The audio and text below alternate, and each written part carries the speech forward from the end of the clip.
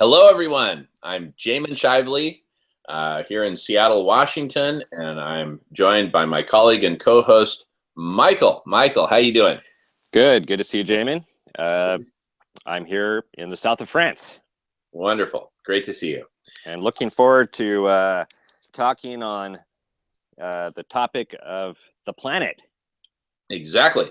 That's our topic right now, topic of the planet. And just to kind of create a little context for it, this builds off of the topic of whole world teleological taxonomy, which branches into the needs of people and the needs of the planet to have a whole world. In a separate topic, we talk about the needs of people. Now we're focused on the planet, the needs of the planet.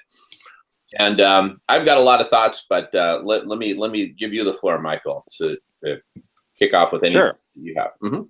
Yeah. So just like we did with the topic of people, mm-hmm.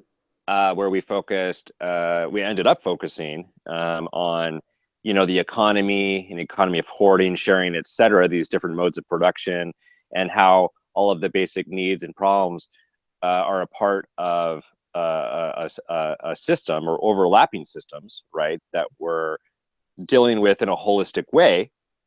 I think with planet, one of the inevitable keywords is ecology, which immediately gives one the sense of the interrelatedness of all of the various subsystems, that go to make up the planet, so that when we deal, with any given set of topics on needs, for example, the need to solve climate change, that we're doing so in a holistic way. Yeah, exactly. In a way that addresses the needs of people and the planet. People and the planet as a whole ecosystem. Exactly. A biosphere, et cetera.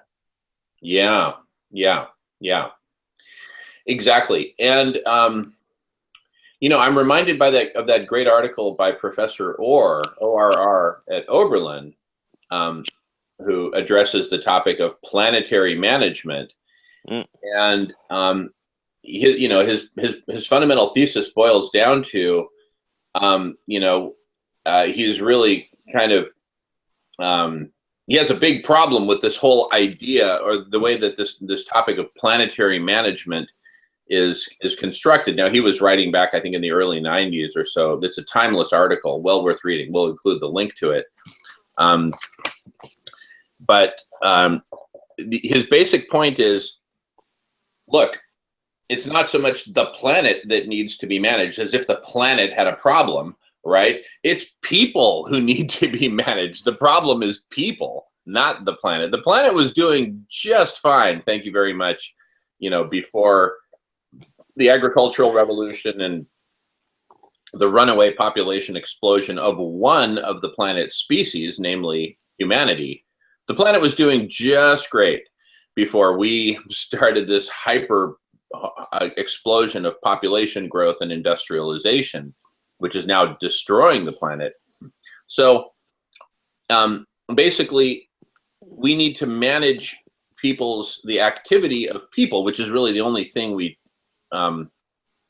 truly can manage anyway. The activities of people have tremendous impacts on the planet, mostly negative, some positive. We need to shift the balance from negative to positive, but in a systematic, holistic way, because we are really falling off a cliff here. We're in a death spiral in terms of destruction of the planet, which of course is destroying our own very home and our ability to support life on Earth. But I would say that the destruction of the planet is part of the same fundamental illness, mental and spiritual illness, that we talked about in the topic of people, which is that we have gone away from looking at, here's the analogy. In the realm of people, we talked about the hunter who goes out and hunts and then hoards the food rather than sharing it with the rest of the community. They have created a false separation between themselves and the community upon which they derive so much benefit, right? And it, like we said, it takes a village to raise a child. It takes a village to raise a hunter. Well, by analogy, the way that people relate to the planet is very analogous to the way that people relate to the community. I'm going to take what I need from you, but then I'm going to hoard, and go off and create my own separate universe over here. Likewise with the planet. I'm going to take what I need from you, planet, and, I'll content myself with the myth that the planet is so big and so vast that there's no way we could possibly harm it with our human activity. Anyway, that's the little diatribe I wanted to say. Indeed. And, using that example of the hunter, in a hunter-gatherer society, hoarding was never tolerated because the tribe depended upon what we're calling the economy of sharing. For its very survival. But with later economic revolutions, beginning with the Neolithic, when you have the you have the division of labor, specialization, et cetera, stratification of classes, and so on and so forth. There again, we see the root of the problem, right? And that sense that somehow people and the planet occupy these two different worlds, right? Which is something that at every point we want to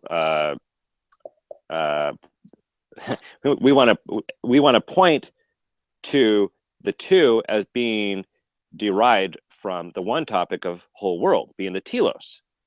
And whereas we had the telos, or one of the ways to talk about the telos of people, the topic of people, as being revolution, right? Revolutionizing the mode, the economy, or mode of production, right? Here, it's regeneration, right? We need to think even beyond sustaining what we have to actually reversing, right? The trend. Reversing the destruction, reversing the tendency. Reversing the destruction. It's not just enough to stop the spread of the disease, so to speak. There has to be a certain convalescence that takes place, and the planet. The wonderful thing about the planet is that it's inherently a dynamic system that seeks a certain a balance, so that in a sense, it's almost like the very essence of ecology is regeneration, is to be whole, right? So it's the various parts working together. Yes, some species die as a matter of course, but by simply saying, well, the planet is what it is, we are what we are, and basically it's it's basically us fighting for survival, where we conquer, right? We sort of overcome because people are what matter most. Well, we've just sort of pulled the carpet out from under ourselves, the earth upon which we stand, and so I think that just points up the profound symbiosis between people and the planet, and how it takes the two together to have a whole world. Yeah. Exactly. Yeah. So, so holistic planetary management as a concept really is fundamentally about holistically managing the activities of people, and therefore their impacts on the planet, right? Yes. You know, It's just, yeah. Yes. It's just that becomes the telos of that's the aim when we're looking at the planet, right? We're talking about we're talking again about what we can do. Right, right. And what really gives us what gives me a lot of hope is, for example, the whole construct, the whole idea of regenerative agriculture and regenerative agricultural networks. Because here, what we're basically saying is, so the concept is holistic land management. How do we manage all of this land, all this territory, holistically, so that the planet regenerates, ecology, ecosystems regenerate, life-supporting systems are regenerated. So, like, for example, at the level of the atmosphere, all these gases in the atmosphere, none of which are alive, but the entire atmosphere constitutes a fundamental life-supporting system for the planet. But by dumping all these greenhouse gases into the atmosphere, we're converting it from a life-supporting system into a life-destroying system, as it essentially becomes a giant microwave oven with the Earth in the middle, getting cooked by an atmosphere that supports overheating. So, getting back to the fundamental point, what needs to be managed is people's activities, but we call it holistic land management. What we're really doing is managing our activities so that our activities result in land being managed holistically, and ecosystems being regenerated, species being protected, and life-supporting systems of both locally and of the entire planet being supported and healing. That's what we're talking about with holistic planetary management. And that comes out of the revolution on the people side, transforming the global economy so that the global economy sources from regenerative agricultural networks, ideally exclusively sources food products from regenerative agricultural networks, and ensures that all the people are fed. Yeah, and that's just, one strategy, right? Which at the level of thinking we're at now, right? It's something that becomes part of what we're calling collective intelligence, right? And even radical collective intelligence, insofar as we're getting to the root of the problem, which is to say that in the last analysis, people on the planet are inseparable, that regeneration requires revolution, and I would say, and vice versa. Yeah. And that it really does come down to this holistic approach. But in so doing, we need specialization. We need those who are focused on problems of planetary problems, right? Yeah. But looking at it with the goal to a whole world. Well, I'm really glad you brought that up, because this gets us to the topic of global holistic modeling, which I mentioned very briefly in the Welcome to Ichi 11-minute video. The whole idea around global holistic, having a global holistic model of the entire planet, is that each and every person, each and every industry, business of the global economy, each and every ecosystem, species, tree, etc., everything in the whole world is modeled at one level or another. So we might not model every single tree, not yet. The technology for doing that is rapidly evolving. But right now we might model at the level of forests and rivers and aquifers and mountains and oceans and populations and industries and things like that, and gradually increase the resolution of the modeling over time. But regardless of whatever level of resolution we're modeling at, the point is to model everything holistically and to consider the holistic impacts of any proposed solution even any proposed new product or service, which after all, a product or a service in the global economy, what is it other than a solution, right, of some Yes. kind? This shirt solves a physical need to be warm and to some degree protected from elements and sun and whatever. But really, it was bought more to satisfy an ego need, which is not an actual need, but sort of, part of this whole paradigm of separation. And I'm just, calling myself out on it, because that is part of the problem, is that a lot of our economy is oriented towards needs of, perceived needs of the ego, or wants, as opposed to actual needs. But by looking at it all holistically, we can ultimately have a capability in the cloud, so to speak, that we can access through our own smartphones and whatever. Hey, I'm considering making this purchase. What is this, how does this, say this mechanical pencil, how does this score in terms of, total carbon budget, footprint, et cetera? And really what I'd love to see is the evolution of some sort of an app or a service where people can track all their purchases. And once they've hit a certain carbon budget, it's like, whoa, that's the budget that I've hit in order to live sustainably on planet Earth. And it's a whole new way of looking at things, but that's part of the revolution on the people side as it impacts the planet, because we're killing the planet, we're destroying our own home. And so we need to develop a capability to be able to monitor that and ultimately reverse it. Global holistic modeling is a big part of it. Regenerative agricultural networks are another.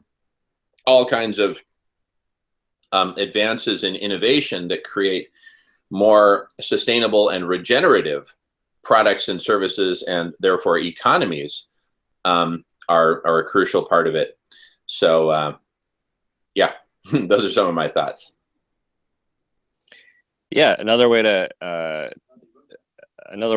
to, I think, look at the holistic approach to the planet is saying that in the last analysis, there isn't a fundamental difference between the study of ecology and economy, right? Mm-hmm. Because as soon as our economy is, ecological, yeah, right, which will only come about by way of a revolution.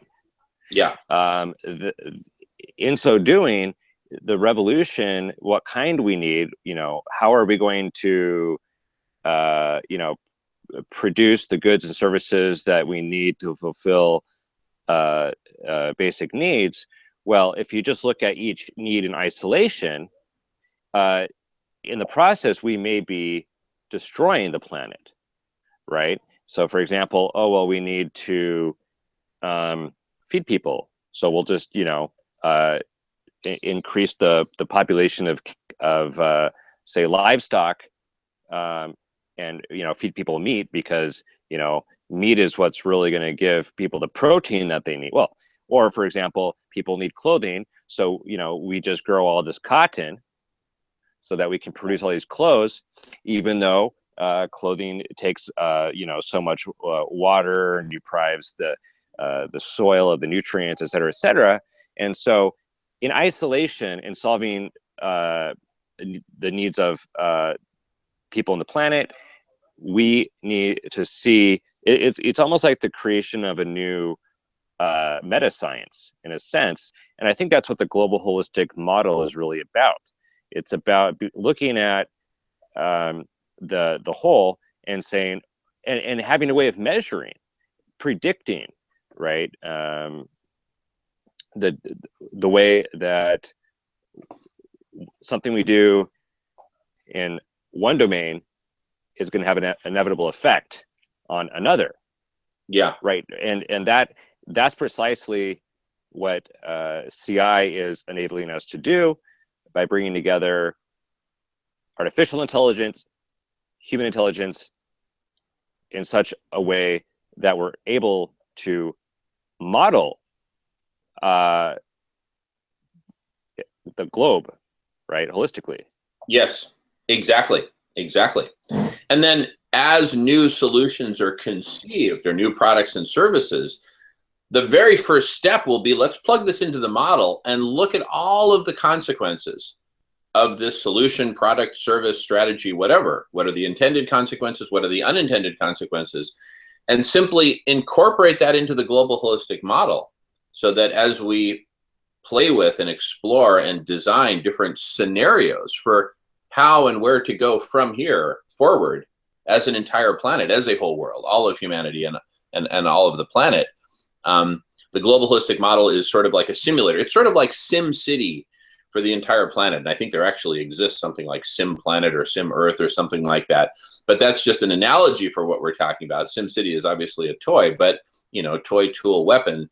There's an evolution in the capability, and what we're talking about is leveraging collective intelligence, this exponentially growing collective intelligence, to actually build out this capability to the most advanced degree that we possibly can, so that we have this tool for testing and exploring different scenarios, different solutions.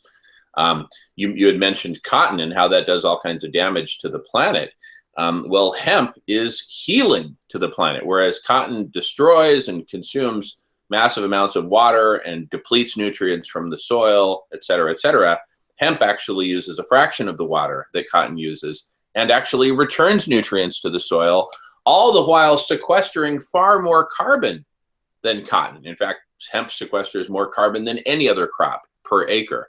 So that's just a great example of a lateral shift that we can do from cotton to hemp in order to forward the healing of the planet, and then expanding from that to the entire global economy. There's a whole bunch of lateral shifts that we can and in fact must do if we're going to save our planet and our species.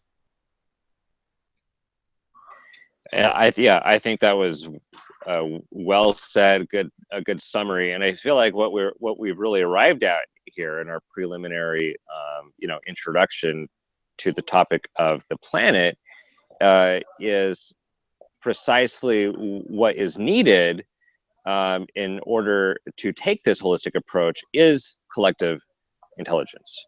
Yeah, exactly. Because it's going to take collective intelligence to build out this massive global holistic modeling capability, and a whole new operating system that will support the global holistic modeling, which we call the whole world operating system, that keeps track of all the water, the carbon, the soil, et cetera, contaminants, everything, to enable this modeling. So collective intelligence is absolutely vital for the global holistic modeling, for the holistic planetary management and land management that will enable, for the economic revolution that will enable, because the global holistic model will be our guide. That's our fundamental tool for simulating, well, if we made this lateral shift from cotton to hemp, what would be the impacts? If we made this other lateral shift from, beef that's raised conventionally versus beef that's raised as part of regenerative agricultural networks and holistic land management, what will be the impacts? Those impacts will actually be massive, and it's very important.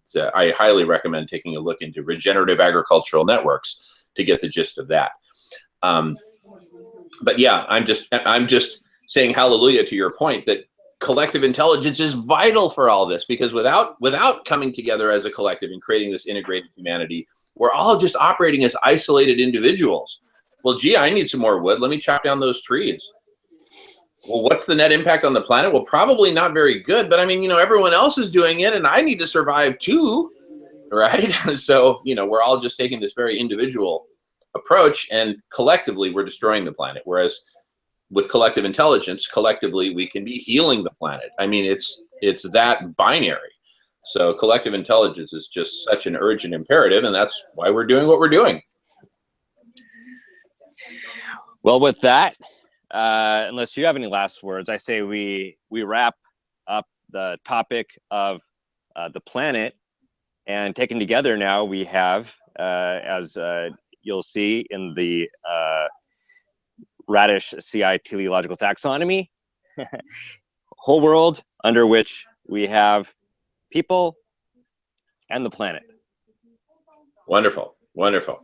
All righty. Well, great. This has been awesome. I'll look forward to seeing you all on the next video conference in this series on the planet, and we'll see you also in the other topics in the taxonomy. Thank you, Michael. Thank you. And thank you all for watching. Arigato. See you next time. See you next time. Thanks. Remember not to hang up.